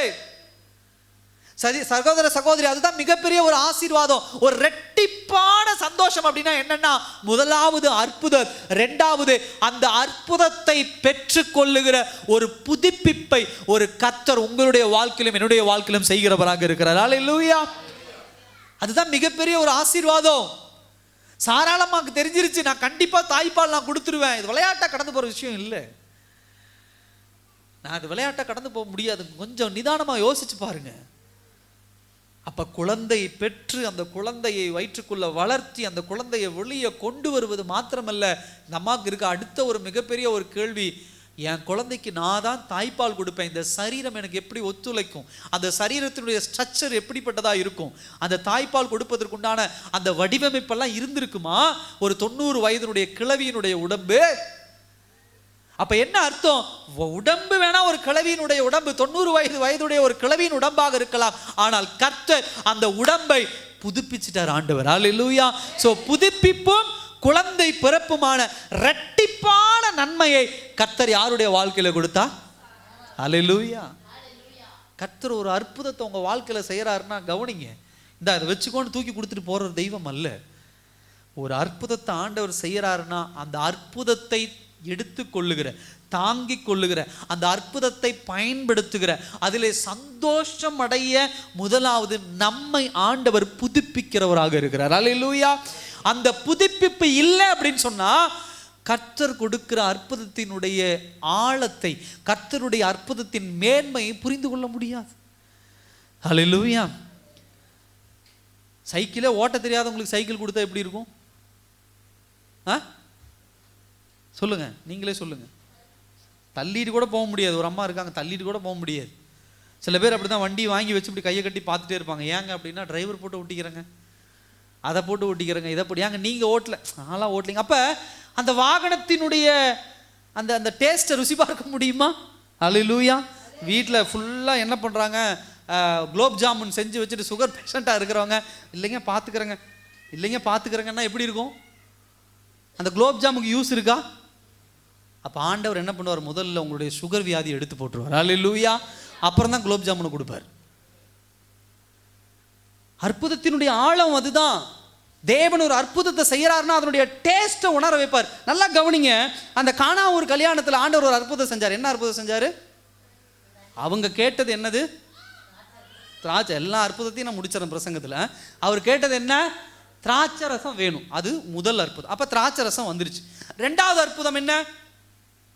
நீங்கள் தான் சொல்ல போகிறீங்க. தூங்கிட்டு இருக்கவங்களாம் எந்திரிச்சு சொல்ல போகிறீங்க. இப்போ சொல்லுங்கள். அதுதான், அது முதல் அற்புதம். ரெண்டாவது அற்புதம் என்னம்மா? மாறாவின் தண்ணீர். நீங்கள் இங்கே வாங்க, திராட்சை ரசத்திலே இருங்க, கல்யாணத்திலே இருங்க, வெளியே போகாதீங்க. என்னம்மா? மீதி எடுக்க வச்சது. வேற என்னாச்சு? முன்னே இருந்த ரசத்தை பார்க்கிலும் இப்ப இருந்த திராட்சை ரசம் அதிக சுவையுடையதா இருந்தது. அல்லேலூயா. அப்ப அந்த பந்தி விசாரிப்புக்காரன் என்ன பண்ணியிருக்கிறான், ஆல்ரெடி இருக்கக்கூடிய அந்த ரசத்தை டேஸ்ட் பண்ணி, திராட்சை ரசத்தை டேஸ்ட் பண்ணியிருக்கிறான். இப்ப அவனுடைய நாக்கு தயாரா இருக்குது. கர்த்தர் கொடுத்த திராட்சை ரசத்தை டேஸ்ட் பண்ணும்போது, எப்பா அதை விட இது டேஸ்டா இருக்குது. அல்லேலூயா. கொடுக்கிற தெய்வம் மாத்திரமல்ல, கொடுக்கிறத டேஸ்டா கொடுக்கக்கூடிய தெய்வம். அல்லேலூயா. ஆசீர்வாதத்தை மேன்மையா கொடுக்கிற ஒரு தெய்வம். ஆண்டவர் கொடுத்த வாக்குத்தத்தம் என்ன ஆபிரகாமுக்கு? பெரிய ஜாதி ஆக்குவேன். அப்ப ஜாதி ஆக்குவேன் அப்படின்னு சொன்னா உலக பிரகாரமா வச்சுக்கோங்க. என்ன வேணும்? குழந்தை. என்ன குழந்தை வேணும்? ஆண் குழந்தை வேணும். ஒருவேளை பெண் குழந்தை பிறந்திருந்தா அது ஜாதின்னு உலகம் ஏற்றுக்கணும், நம்ம ஏற்றுக்கலாம், அது ஒன்றும் பிரச்சனை இல்லை. ஆனால் பெண் குழந்தை பிறந்திருந்தா உலகம் அதை ஏற்றுக்குமா? ஏற்றுக்காது. அதனால கொடுக்கிறத கர்த்தர் தேவையானது கொடுக்கிறவராக இருக்கிறார். அல்லேலூயா. எப்போ எது தேவை, எதுக்கு தேவைங்கிறது தெளிவாக தெரிந்து கர்த்தர் கொடுக்கிறார். உடனே காலர் தூக்கி விட்டுக்கூடாது. ஆண் குழந்தையை பெற்றெடுத்தவன் நான் அப்படின்லாம் பேசக்கூடாது. ஆண் குழந்தையான இருந்தாலும் சரி, பெண் குழந்தையாக இருந்தாலும் சரி, கர்த்தருக்கு தெரியும். ஒரு ஆசீர்வாதத்தை நாம் பெற்றுக்கொள்ளுகிறோம்னா அதுக்கு முன்னாடி நம்மளை ஆண்டவர் ப்ரிப்பேர் பண்ணுவார். அந்த ஆசீர்வாதத்தினுடைய வேல்யூ என்ன, அந்த ஆசீர்வாதத்தினுடைய மகிமை என்ன, அந்த ஆசீர்வாதத்தினுடைய தன்மை என்ன, அதனுடைய இரட்டிப்பான சந்தோஷத்தை பெற்றுக்கொள்ள செய்கிறவராக இருக்கிறார். அல்லேலூயா. அடுத்த ஒரு விஷயம் என்ன அப்படின்னு சொன்னா, இந்த இரட்டிப்பான சந்தோஷம்ங்கிறது எதை குறிக்கக்கூடிய காரியம் அப்படின்னா, முதலாவது அற்புதம் ஒன்று, ரெண்டாவது அந்த அற்புதம் இல்லாததுனால ஏற்பட்ட காயங்களும் வலிகளும். அல்லேலூயா. சில நேரங்களில் நல்லா கவனிங்க, சில அற்புதங்கள் நடந்தாலும் அந்த அற்புதத்து நடக்கிறது தாமதமானதுனால, அந்த அற்புதம் கிடைக்கிறது தாமதமானதுனால நமக்குள்ள ஒரு வலி இருக்கும் தெரியுங்களா? ஒரு உண்டு, ஒரு காயம் இருக்கும். அந்த காயம் முழுமையா சுகம் அடையலைன்னா என்ன அற்புதம் கொடுத்தாலும் என்ன பண்ணாது, சுகமா இருக்காது. உதாரணத்துக்கு நம்மள ஒரு உறவினர் வீட்டில் திட்டிடுறாங்க. என்ன பண்ணிடுறாங்க, ஒரு வார்த்தை, ஒரு கடினமான வார்த்தை சொல்லி உங்களையோ என்னையோ திட்டிடுறாங்க.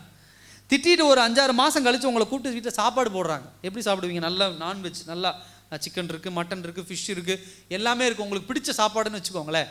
இப்போ நீங்கள் அதை சாப்பிட போகிறீங்க.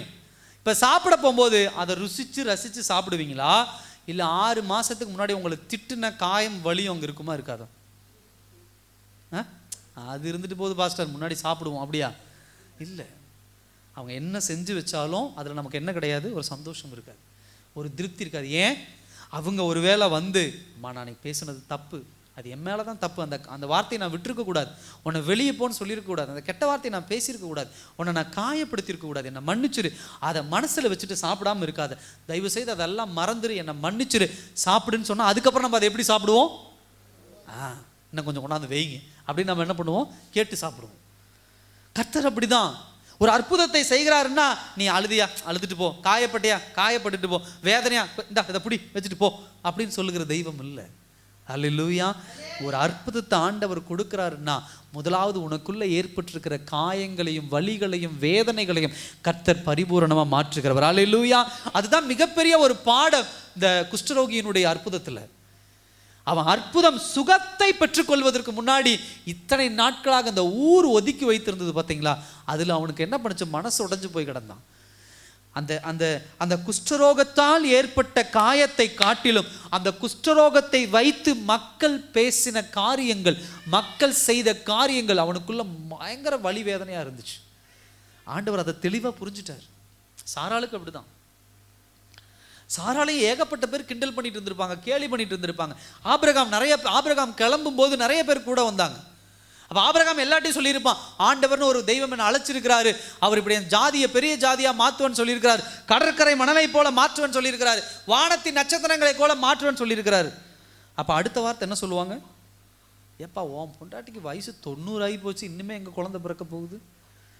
சாராள் அது ஆபிரகாம் சாதாரணமாக எடுத்துக்கலாம், ஆனால் சாராளுக்கு அந்த இடத்துல எவ்வளோ வலி இருக்கும். அதனால தான் சாராள் அம்மா ஒரு முடிவு எடுத்தாங்க. என்ன முடிவு எடுத்தாங்க, எனக்கு பதிலாக நீ யாரை கல்யாணம் பண்ணிக்கோ.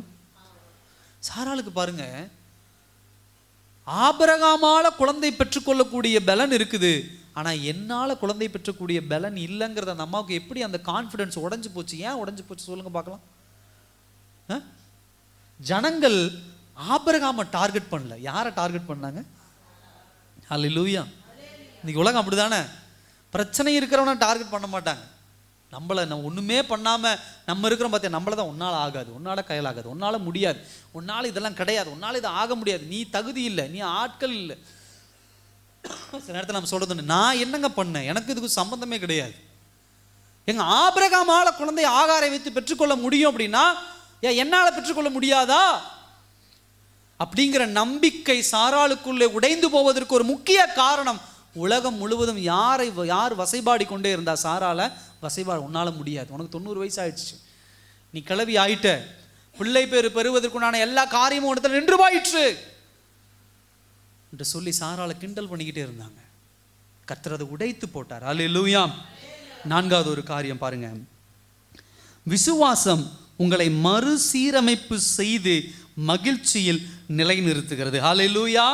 என்னங்க, விசுவாசம் உங்களை மறுசீரமைப்பு செய்து மகிழ்ச்சியில் நிலைநிறுத்துகிறதே.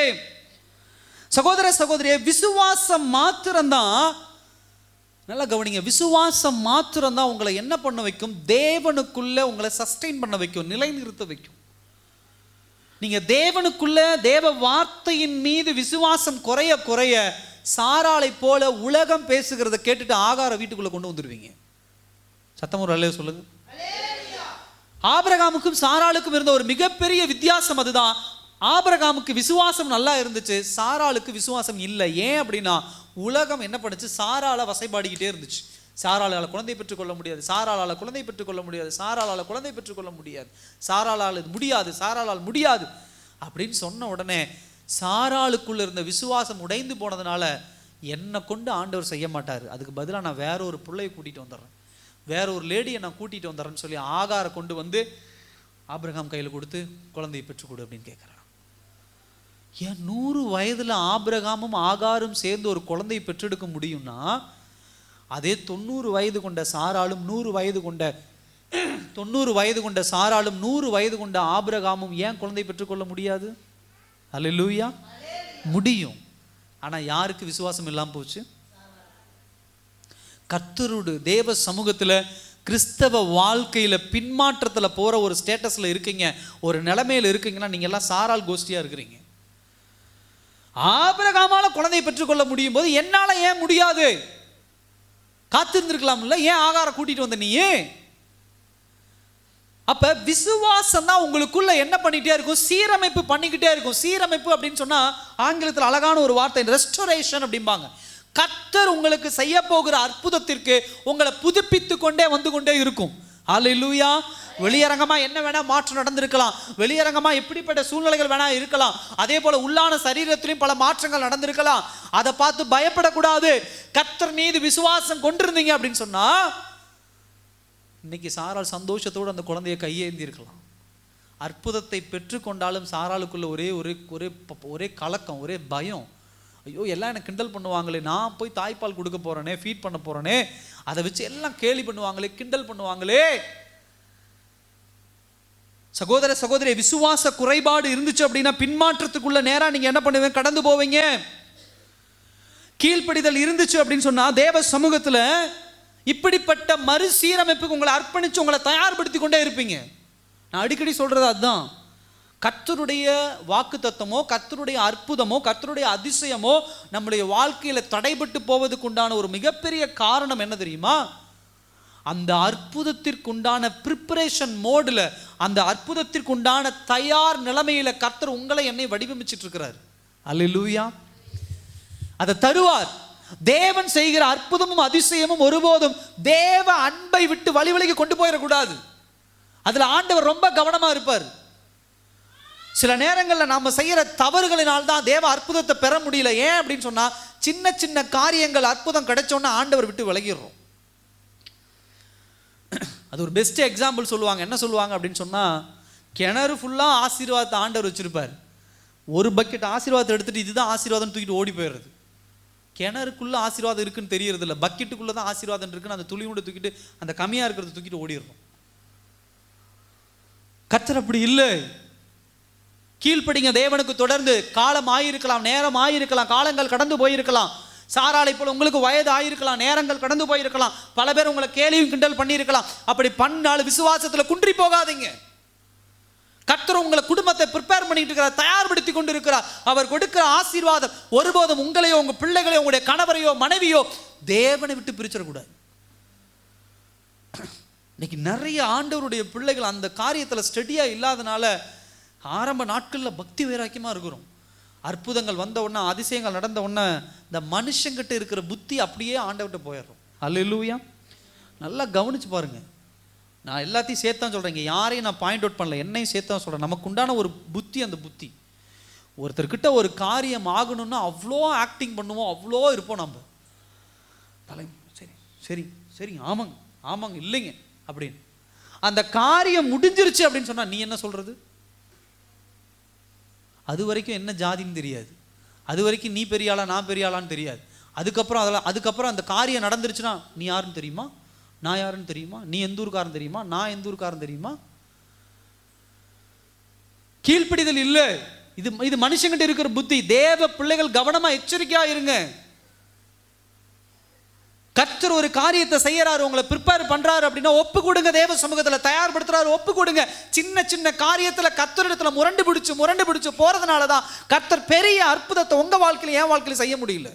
இதுதான் உண்மை, நிதர்சனமான உண்மை. கர்த்தர் அற்புதத்தை கொடுத்து இந்த பூமியில உங்களை சந்தோஷப்படுத்தும் நினைப்பதை காட்டிலும் உங்களை எப்படியாவது எங்க கொண்டு போகணும்? ஹல்லேலூயா. 2 சாய்ஸ் இருக்குது கர்த்தருடைய சமூகத்துல. ஒண்ணு, ஒரு அற்புதத்தை செஞ்சு உன்னை பூமியில சந்தோஷப்படுத்தணும். ஆனா இந்த அற்புதத்தை செஞ்சா நீ பரலோகத்துக்கு வரமாட்டே அப்படின்னா உன் மைண்ட், நான் உங்களுடைய மைண்ட் செட்டும் என் மைண்ட் செட்டும் அப்படிதான் இருக்கு அப்படின்னு சொன்னா ஆண்டவர் என்ன பண்ணுவாரு? வேண்டாம், உனக்கு அற்புதமே வேண்டாம், நீ சும்மாவே பூமியில இரு, நீ என்ன பண்ணு, பரலோகம் வா. ஹல்லேலூயா. ஏன்னா தேவனுடைய அல்டிமேட் கோல் என்ன? தேவனுடைய நிறைவான நோக்கம் என்ன தெரியுமா? பரலோகம் போறது. ஹல்லேலூயா. அவரை முகமுகமாய் தரிசிப்பது.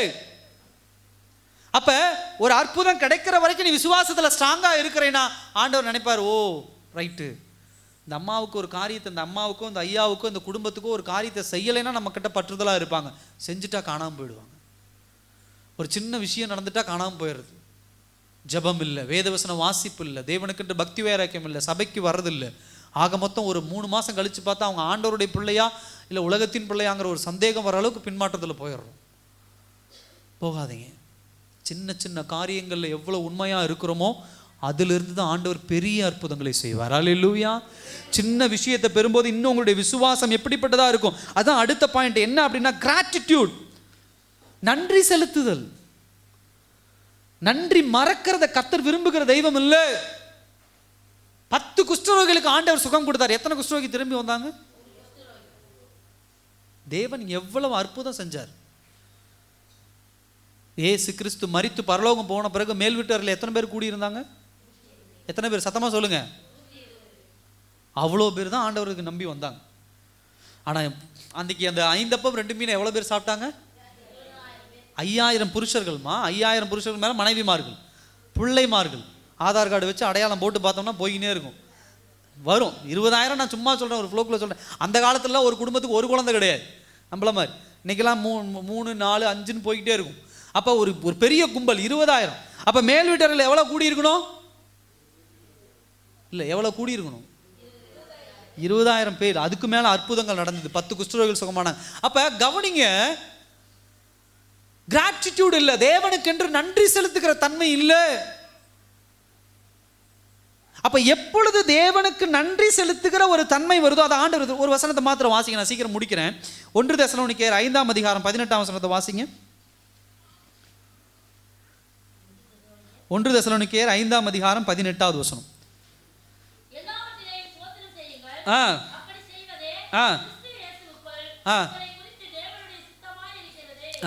ஹல்லேலூயா. எல்லாவற்றிலும் சோத்திரம் பண்ணுங்கள். சோத்திரம் பண்ணுங்கள் அப்படின்னு சொன்னா ஆங்கிலத்தில் தமிழில் சோத்திரம் பண்ணுங்கள் போட்டுருக்கு. இங்கிலீஷில் எப்படி போட்டிருக்குன்னா கிராட்டிடியூட். ஒரு சோத்திரத்தை எல்லாவற்றிலும் எப்படி வெளிப்படுத்தணுமோ அப்படி வெளிப்படுத்தணும். கர்த்தர் செய்கிற அற்புதங்கள்ல வெளிப்படுத்தணும். எல்லாம் எனக்கு மாத்திரம்தான், எல்லாம் என் குடும்பத்துக்கு மாத்திரம்தான், எல்லாம் என் பிள்ளைகளுக்கு மாத்திரம்தான், அப்படி இருக்கக்கூடாது. தேவனுக்கென்று இருக்க வேண்டிய காரியத்தில் தேவனுக்கென்று இருக்கணும். உலகத்துக்கென்று இருக்கிற காரியத்தில் உலகத்துக்கென்று இருக்கணும். கர்த்தர் கொஞ்சம் ஆசீர்வதிக்க ஆரம்பிக்கிறாரா, கர்த்தர் கொடுக்க வேண்டியது கொடுத்துட்டோமா, அடுத்து போதும் பாஸ்டர் கர்த்தர் கொடுக்க வேண்டியது கொடுத்துட்டேன் நான் எல்லாம் எடுத்துக்கிறேன், அப்படி இல்லை. அதை தாண்டி வெளியே வரணும். முடியாதவங்களுக்கு உதவி பண்ணணும். ஆண்டவர் சொன்னார், 2 ட்ரெஸ் வச்சுருக்கீங்களா, ஒரு ட்ரெஸ்ஸை ஒருத்தருக்கு கொடுங்க. 2 பழம் வச்சுருக்கீங்களா, ஒரு பழத்தை ஒருத்தருக்கு கொடுங்க. சாப்பாடு ஒரு வேளை ஒரு சாப்பாடு ஒருத்தருக்கு கொடுங்க, தப்பு கிடையாது. இன்னைக்கு நீங்களும் நானும் இன்னைக்கு யாரும் கையேந்திர நிலைமையில் ஆண்டவர் வைக்கல. அல்லேலூயா. கர்த்தருடைய நாமத்தை சொல்லி கொடுத்து பாருங்க. தேவனுக்கென்று அதிக நேரத்தை கொடுத்து பாருங்க. வேலை கிடைக்காத வரைக்கும் வேலை கிடைக்கணும், வேலை கிடைக்கணும், உபவாசம், அது இது 8 லோசுக்கு போனது வந்தது. இங்க இருக்கிற ஜபம் மாத்திரம் கிடையாது. இங்கிருந்து பஸ் பிடிச்சி அங்க ஒரு ஜபம், அங்கிருந்து ட்ரெயின் பிடிச்சி அங்க ஒரு ஜபம், ஃப்ளைட் பிடிச்சி அந்த ஊர் வெளிநாடுகளில் ஜபம். வேலை கிடைச்ச உடனே லோக்கல் சர்ச்சுக்கு வர்றதுக்கே டைம் இல்லை பாஸ்டர், டைம் இல்லை, நேரம் இல்லை, காலம் இல்லை பாஸ்டர். கிராட்டிடியூட் இல்லை. அற்புதங்கள் தடைபட்டு போவதுக்கு அதுதான் மிகப்பெரிய ஒரு காரணம். கர்த்தர் ஒரு அற்புதத்தை செய்யறான்னா அந்த அற்புதத்தை பெற்றுக்கொள்வதை காட்டிலும், அந்த அற்புதத்தை சந்தோஷமாய் அனுபவிப்பதை காட்டிலும், கர்த்தர் அந்த அற்புதத்தை செய்தார் என்பதை ரெகக்னைஸ் பண்ணி கர்த்தரிடத்துல இன்னும் அதிகமாய் பற்றுதலாய் மாறணும். அல்லேலூயா. உலக பிரகாரமாக சொல்லுவாங்க, வீட்டில் ஒரு 2 குழந்தைங்க 3 குழந்தைங்க இருக்கும்போது சொல்லுவாங்க, அந்த புள்ள அப்பா மேலே ரொம்ப பாசம். என்ன சொல்லுவாங்க? அந்த புள்ள அப்பா மேலே ரொம்ப பாசம், இந்த புள்ள அம்மா மேலே ரொம்ப பாசம், இந்த புள்ள தாத்தா பாட்டி மேலே ரொம்ப பாசம், இந்த புள்ள அவங்க சித்தப்பா சித்தி மேலே பாசம், மாமா மேலே பாசம். ஏன் அப்படி சொல்கிறாங்க? அந்த குழந்தை ஏன் அப்படி பாசமாக இருக்குது? அவங்க பாசம் காட்டுறாங்களா? பாசம் காட்டினா குழந்தைங்க அப்படி பாசமாக வந்துருமா? என்ன பண்ணுறாங்க? அவங்க சாப்பாடு வாங்கி கொடுக்குறாங்க, அவங்க ஸ்நாக்ஸ் வாங்கி கொடுக்குறாங்க, அவங்க மிட்டாய் வாங்கி கொடுக்குறாங்க, அவங்க விளையாட்டு ஜாமானை வாங்கி கொடுக்குறாங்க. அவங்க அன்பாக அந்த பிள்ளைகளோடு கூட இருக்கிறாங்க. தூங்கும் போதும் எந்திரிக்கும் போதும் அந்த பாசத்தை வெளிப்படுத்த அந்த குழந்தைகள் என்ன பண்ணுது? எனக்கு எங்கள் அப்பாவை பிடிக்கும். ஏன்? எங்கள் அம்மா அடிச்சுட்டே இருக்கும், எங்கள் அப்பா வாங்கி கொடுக்கும். என் வீட்டில் கேட்டிங்கன்னா எங்கள் அம்மாவை தான் பிடிக்கும், துரத்து அடிப்பேன் நான், அதனால் என்ன பிடிக்காது. அப்போ இதுதான் ஸ்டேட்டஸ். அப்போ என்ன விஷயம் புரிஞ்சுக்கணும் அப்படின்னு சொன்னால், எந்த பிள்ளைகள் அற்புதங்களையும் அதிசயங்களையும் நம்ம பெற்றுக்கொள்கிறோமோ அந்த அளவுக்கு தேவன் மீது இன்னும் பற்றுதலாக இருக்க கர்த்தருடைய அற்புதத்தை இன்னும் அதிசயம் நாம் பெற்றுக்கொள்ள முடியும். அல்லேலூயா. அற்புதங்கள் நின்று போகிறது இல்லை. கடைசி ஒரு காரியத்தை சொல்லி நான் முடிக்க விரும்புகிறேன். அற்புதங்கள் தேவ வாக்குத்தத்தங்களை நிறைவேற்றுகிறது. அல்லேலூயா. என்ன பண்ணுது? தேவ வாக்குத்தத்தங்களை நிறைவேற்றுகிறது. முதல் வசனத்தை வாசிங்க. ஜெனிசிஸ், அதாவது ஆதியாகமம் 21ஆம் அதிகாரம் 1ஆம் வசனத்தை வாசிங்க. கர்த்தர் தாம் சொல்லி இருந்தபடி, அதுக்கு அடுத்தது கர்த்தர் தாம் உரைத்தபடி. நல்லா கவனிங்க, சொல்லி இருந்தபடி, உரைத்தபடி. ஹல்லேலூயா. கர்த்தருடைய அற்புதம் எப்பொழுதும் எதிர்த்து வீட்டுக்காரங்க சொன்னாங்க நடக்காது. கர்த்தருடைய அற்புதம் உங்க வீட்டுக்காரர் சொன்னாரு நடக்காது. கர்த்தருடைய அற்புதம் உங்க மனைவி சொன்னாங்கன்னு நடக்காது. கர்த்தருடைய அற்புதம் நான் சொன்ன நடக்காது. கர்த்தருடைய அற்புதம் எதை பேஸ் பண்ணி இருக்கும் அப்படின்னா, அவர் கொடுத்த வாக்குத்தத்தத்தின் அடையாளமா இருக்கும். அல்லேலூயா. சத்தமா சொல்லுங்க. அதனாலதான் பல அற்புதங்களை நீங்க சொல்லி, நான் சொல்லி, பக்கத்து வீட்டுக்காரங்க சொல்லி, எழுத்து வீட்டுக்காரங்க சொல்லி ஆண்டவர் செய்கிறவர் அல்ல. யாராவது ஒருத்தர் வந்து உங்களுக்கு சொந்த வீடு இல்லையா, வாடகை வீட்டில் தான் குடி, அன்னையிலிருந்து ஜெபம், சொந்த வீடு வேணும் ஆண்டவர். ஏன்? அந்த எழுத்து வீட்டுக்காரம்மா சொல்லிருச்சு, அந்த அம்மா சொல்லிட்டாங்க. வண்டி இல்லையா அவங்க கிட்ட, நடந்தா போறீங்க, வண்டி வேணும் ஆண்டவரே, வண்டி வேணும் ஆண்டவர். இல்லை, அவங்க சொல்றதுக்கெல்லாம் ஆண்டவர் செய்து கொண்டு இருக்கிற தெய்வம் அல்ல. கர்த்தர் உனக்கென்று ஒரு வாக்குத்தத்தம் கொடுத்திருக்கிறார். அல்லேலூயா. அந்த வீட்டை காட்டிலும் மேன்மையான ஒரு வாக்குத்தத்தத்தை ஆண்டவர் வச்சிருப்பார். அந்த வாகனத்தை காட்டிலும் மேன்மையான ஒரு வாக்குத்தத்தத்தை வச்சிருப்பார். எல்லாவற்றை காட்டிலும் மேன்மையான ஒரு சித்தத்தை தேவன் வைத்திருப்பார். அதை கர்த்தர் நிறைவேற்றுவார். அல்லேலூயா. சாராளுடைய வாழ்க்கையில் அப்படிப்பட்ட அற்புதத்தை ஆண்டவர் செய்தார். தாம் சொல்லி இருந்தபடி சாராளுக்கு என்ன பண்ணார்? கடாட்சமானார். அல்லேலூயா. கிருபையாய் பிரதிபலித்தார். ஆங்கிலத்தில் கிரேஸ் வெளிப்படுத்தினார், கிருபையை வெளிப்படுத்தினார்னு போட்டிருக்கு. கர்த்தருடைய வாக்குத்தத்தத்தை அடிப்படையாக கொண்டுதான் அற்புதம் இருக்குமோ தவிர, நீங்களும் நானும் நினைக்கிற காரியம், அவங்க நினைக்கிற காரியம், இவங்க நினைக்கிற காரியம், இவங்க பேசிட்டாங்க அவங்க பேசிட்டாங்க, இல்லை, அதை பேஸ் பண்ணி இருக்காது.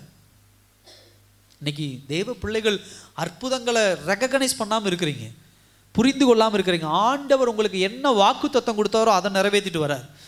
நீங்க கேட்டது ஒரு வேளை நடக்காம இருக்கலாம், இல்லை யாராவது சொன்னது ஒரு வேளை நடக்காம இருக்கலாம், ஆனா அவர் உங்களோடு பேசின வாக்கு தத்தங்களின் அற்புதங்களை இன்னைக்கு நடத்திட்டு தான் இருக்கிறார். அல்லேலூயா சொல்லுங்க. அல்லேலூயா. ஆமா, ஆபிரகாமுக்கு ஆண்டவர் என்ன சொன்னார்? உனக்கு நான் என்ன தருவேன்? குழந்தையை நான் தருவேன், வானத்தின் நட்சத்திரங்களை போல தருவேன், பூமியின் மணலை போல தருவேன். அதுதான் கர்த்தருடைய வாக்கு தத்தம். அவங்க பேசுனாங்க இவங்க பேசுனாங்கன்னு அந்த அம்மா போய் ஆகாரம் கூட்டிட்டு வந்து, இந்த குழந்தை எனக்கு கூடுன்னு கேட்டுச்சு. இல்ல, கர்த்தர் என்ன சொன்னார் அதை தான் ஆண்டவர் செய்வார். இது இவன் மாத்திரம், ஆகார் மாத்திரம், சாராள் மாத்திரம் இல்லை. ஆபிரகாம் ஒரு தப்பு பண்ணார். என்ன பண்ணாரு? பைபிள் நல்லா வாசிச்சிருக்கிறீங்க, சொல்லுவீங்க பாருங்க. இப்போ